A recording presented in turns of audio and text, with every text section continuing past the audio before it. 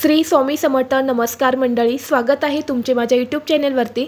आजचा दिवस तुम्हाला खूप छान सुखाचा आनंदाचा जाऊ ही स्वामींच्या चरणी प्रार्थना करते आणि आज या नवीन व्हिडिओला सुरुवात करते. दिवाळीच्या 5 दिवसांमध्ये फक्त एकदा या झाडाला स्पर्श करा. हा स्पर्श केल्याने नशिबात नाही ते सुद्धा मिळेल. अडलेली सर्व कामे मार्गी लागतील. प्रत्येक कामात यश मिळेल आणि 7 पिढ्यांचा दारिद्र्य हे नष्ट होईल. तर अशी कोणती 5 झाडे आहेत याबद्दलची संपूर्ण माहिती आज या व्हिडिओमध्ये मी तुमच्यासोबत शेअर करणार आहे. त्यामुळे तुम्ही हा व्हिडिओ स्किप न करता शेवटपर्यंत पाहत राहा. चॅनलवरती नवीन असाल तर सबस्क्राईब करा आणि असेच माहितीपूर्व नवनवीन व्हिडिओ पाहण्यासाठी बेल आयकॉनला प्रेस करा. दिवाळी हे हिंदू लोकांचे सर्वात मोठे आणि महत्त्वाचे पर्व मानले जाते. येत्या 28 ऑक्टोबरपासून ते 3 नोव्हेंबरपर्यंत दिवाळी जी आहे तर ती साजरी केली जाणार आहे. दिवाळीचा पहिला दिवस म्हणजे वसुबारस. या दिवशी रमा एकादशी आहे आणि या दिवसापासून दिवाळीला सुरुवात होते. या दिवशी घरोघरी दिवे लावायला सुरुवात केली जाते. दिवाळीचे हे 5 दिवस अत्यंत महत्त्वाचे आणि शुभ मानले जाते. या दिवसांमध्ये अनेक प्रभावी उपाय आणि सेवासुद्धा केल्या जातात. दिवाळीचा हा सण माता लक्ष्मीला समर्पित आहे. या दिवशी माता लक्ष्मीची सेवा उपासना जी आहे तर ती केली जाते. दिवाळीच्या पहिल्या दिवशी वसुबारस या दिवशी गाय वासराचं पूजन केलं जातं. दुसऱ्या दिवशी धनत्रयोदशी या दिवशी धन जे आहे तर ते खरेदी केले जाते. म्हणजे सोने चांदी खरेदी करणे या दिवशी शुभ मानले जाते. धनाची देवी धन्वंतरी असे म्हटले जाते की या दिवशी देवी धन्वंतरीचा जन्मदिवस पण असतो आणि म्हणून या दिवशी सोने चांदी खरेदी करणे अत्यंत शुभ मानले जाते आणि सर्वीकडे सकारात्मक ऊर्जा ही पसरलेली असते. यानंतर पुढचा दिवस म्हणजे नरक चतुर्दशी. हा दिवस छोटी दिवाळी म्हणून साजरा केला जातो. यानंतर पुढचा दिवस म्हणजे दिवाळी लक्ष्मीपूजन. या 5 दिवसांच्या दिवाळीत सर्वात महत्त्वाचा दिवस मानला जातो तो म्हणजे दिवाळी. या दिवशी आपण घरामध्ये लक्ष्मीचे पूजन करत असतो. आणि यानंतर पुढचा दिवस म्हणजे पाडवा. दिवाळीच्या दुसऱ्याच दिवशी पाडवा हा देखील साजरा केला जातो. आणि यानंतर शेवटचा दिवस म्हणजे भाऊबीज. दिवाळीचा 5वा दिवस हा भाऊ बहिणीच्या अतूट आणि असीम प्रेमाच्या नात्याला जोपासण्यासाठी असतो. आणि हे 5 दिवस अत्यंत महत्त्वाचे आणि शुभ मानले जातात. कोजागिरी पौर्णिमेच्या दिवशी माता लक्ष्मी ही पृथ्वीवरती आलेली असते आणि माता लक्ष्मी ही दिवाळीपर्यंत पृथ्वीवरतीच असते. म्हणून सगळीकडे सकारात्मकता असते आणि अशी काही झाडे आहेत की त्यामध्ये साक्षात माता लक्ष्मी वास करते. दिवाळीच्या या 5 दिवसांमध्ये या झाडांची पूजा केल्याने साक्षात माता लक्ष्मी ही आपल्यावरती प्रसन्न होते. या झाडांची पूजा केल्याने आपली सर्व अडलेली कामे हे मार्गी लागतात आणि आपल्याला प्रत्येक कामात यश मिळते. तसेच या झाडांची पूजा केल्याने तुम्ही श्रीमंत आणि समृद्ध जीवनसुद्धा जगू शकतात.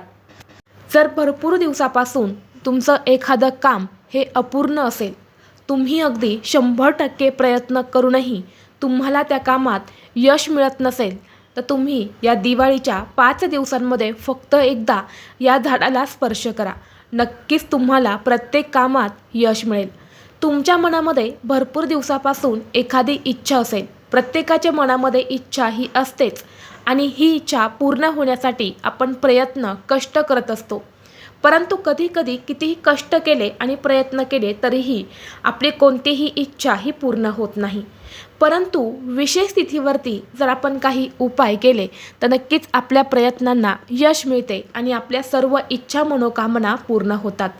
आणि म्हणून जर तुम्ही दिवाळीच्या या 5 दिवसांमध्ये या झाडाला स्पर्श केला तर तुमच्या नशिबात नाही ते सुद्धा तुम्हाला मिळेल आणि तुमच्या मनातील प्रत्येक इच्छा ही पूर्ण होईल.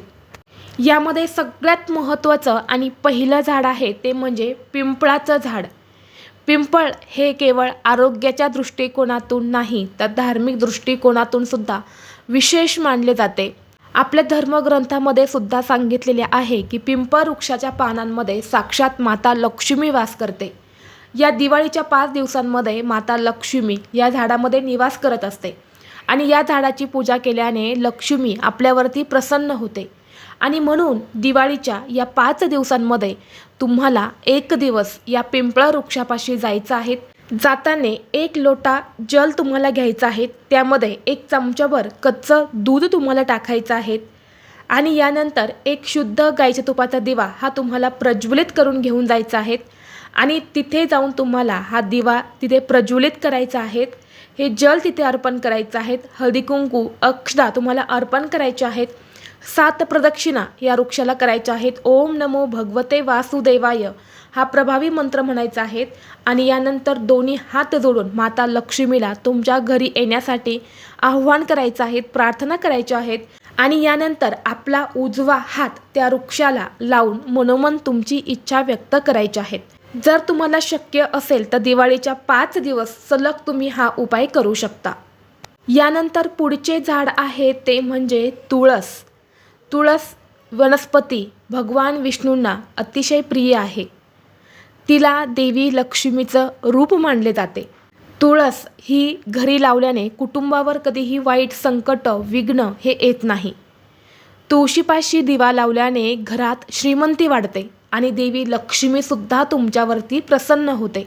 आणि म्हणून आपल्याला या तुळशीची दिवाळीमध्ये 5 दिवस विशेष पूजा करायची आहे. विशेष पूजा म्हणजे दररोज तुळशीला जल अर्पण करताना त्यामध्ये चिमूटभर हळद घालून हे जल तुम्हाला अर्पण करायचं आहे. हळदी कुंकू अक्षता अर्पण करायचे आहेत आणि शुद्ध गाईच्या तुपाचा दिवा हा तुम्हाला तुळशीपाशी लावायचा आहे. आणि शक्य असेल तर या 5 दिवसांमध्ये तुळशीची पाने कमी तोडण्याचा प्रयत्न करा. तुम्हाला पूजेला लागेल तेवढीच पानं तोडत जा. विनाकारण तुळशीची पानं जी आहेत तर ती तोडू नका. ही पूजा करून झाल्यानंतर तुळशीला तुम्हाला 11 प्रदक्षिणा करायच्या आहेत. प्रदक्षिणा करत असताना ओम नमो भगवते वासुदेवाय हा मंत्र म्हणायचा आणि यानंतर आपला उजवा हात लावून आपली मनोमन इच्छा व्यक्त करायची आहेत. तुम्ही कंटिन्यू तुमच्या घरी जर तुळस असेल तर हा उपाय करून पहा. दिवाळीमध्ये नक्कीच तुमची सगळी अडलेली कामे जी आहेत तर ती पूर्ण होतील आणि तुमच्या मनातील प्रत्येक इच्छा ही देखील पूर्ण होईल. यानंतर पुढचे झाड आहे ते म्हणजे जांभळीचे झाड. जांभळीच्या झाडामध्ये सुद्धा साक्षात माता लक्ष्मी वास करते आणि दिवाळीच्या या 5 दिवसांमध्ये या झाडाची पूजा करायला खूप महत्त्व दिलं जातं. ज्या घरी हे झाड असते तिथे दिवाळीच्या दिवसांमध्ये त्या झाडाखाली दिवा लावला जातो. असे म्हणतात की तिथे हा दिवा लावल्याने लक्ष्मी ही नेहमी आपल्यावरती प्रसन्न राहते. जर तुमच्या घरी जर झाड असेल तर नक्कीच दिवाळीच्या 5 दिवसांमध्ये तुम्ही 1 दिवस का होईना त्या वृक्षाला तुम्हाला जल अर्पण करून तिथे एक शुद्ध गाईच्या तुपाचा दिवा हा तुम्हाला आवर्जून लावायचा आहे आणि त्या झाडाला प्रदक्षिणा करून तुम्हाला तुमची इच्छा ही आवर्जून व्यक्त करायची आहे. यानंतर पुढचे झाड आहे ते म्हणजे केळीचे झाड. केळीच्या झाडाला आपल्या हिंदू धर्मात विशेष महत्त्व आहे.